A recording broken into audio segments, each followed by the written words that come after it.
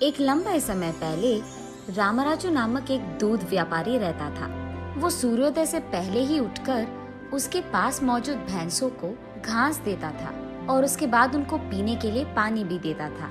रामराजू की पत्नी सीता उन पशुओं को नहलाती थी। ऐसे वो दोनों एक दूसरे की सहायता करते थे।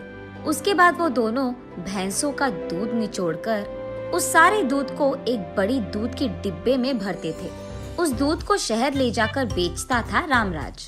दिन गुजरते गए और शहर में रामराजू के ग्राहक भी कम होते गए और इसीलिए रामराजू ठान लेता है कि कुछ भी करके उसके व्यापार को पहले की तरह अच्छा बनाना होगा। अगले दिन भी वो दूध निचोड़कर शहर पहुंचता है, लेकिन उस दिन कुछ ही ग्राहक उसके पास दूध खरीदते हैं। ये देख रामराजू बहुत निराश होता है, क्योंकि उसके पास आधा दूध वैसे का वैसे ही रह गया और क्योंकि उसको वो दूध बेचना था, वो फैसला करता है कि कम से कम वो पड़ोसी गांव जाकर उस दूध को बेच दे। रास्ते में थकान के कारण वो उस पड़ोसी गांव के पास मौजूद एक पेड़ के नीचे आराम करने लगता है। ठीक वही गधों के साथ आया हनुमैया भी आराम कर रहा था।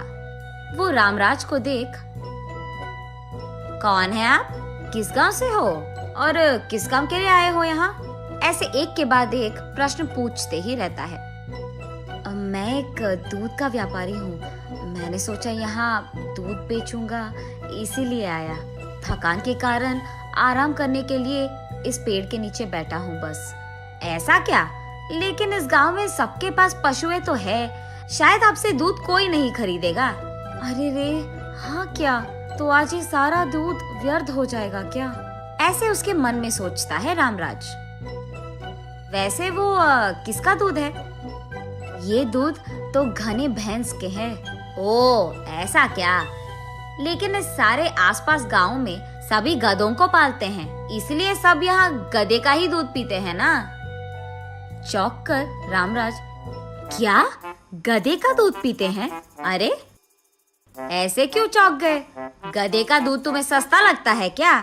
तुम्हें ये पता है गधे के दूध का मूल्य भैंस के दूध से कई ज्यादा है। फिर से चौंक जाता है रामराज। क्या शहर में गधे का दूध खरीदते हैं? अरे हाँ, वहाँ तो गधे का दूध कोई नहीं बेचता ना, इसीलिए कुछ लोग तो शहर से यहाँ आकर दूध खरीद कर जाते हैं।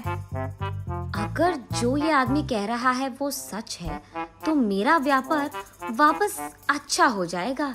ये सोचकर ठीक है, तुम्हारे पास कितने गधे हैं? ऐसे पूछता है। बहुत सारे हैं। क्यों? कुछ नहीं, मैंने सोचा अगर कोई दूध देने वाले गधे हैं आपके पास तो मैं 2 खरीद लूं। अरे इतना ही ना, लेके जाओ। 2 नहीं तो 4 ले लो। ऐसे रामराजू हनुमैया के पास 2 दूध देते हुए गधों को खरीद कर घर ले जाता है। गधों को घर लाए हुए पति को देख सीता, ये क्या जी, आप गधों को घर लाए हैं? इनके साथ क्या करेंगे आप? अरे इन्हीं से तो कल से हमारे व्यापार में लाभ होगा सीता। गधों से व्यापार में लाभ कैसे आएगा जी?